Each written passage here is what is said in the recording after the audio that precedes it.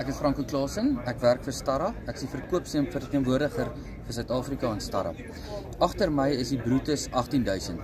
Dis 'n unieke masjien wat kan kalk strooi alwaar die wind.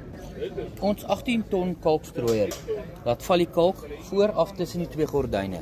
So of die wind waai of nie, hy sit presies 9 meter neer op die kalk wat jy nodig het.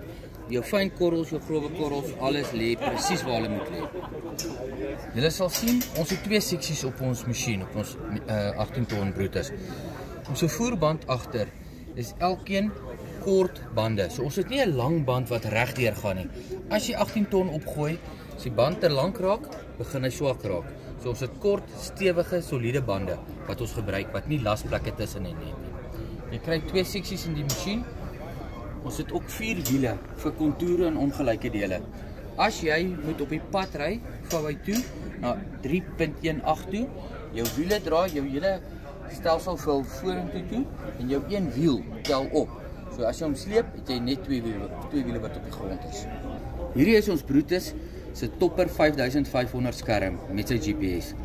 Op ons skerms kan jy links of regs jou hekke afsit, jou seksies.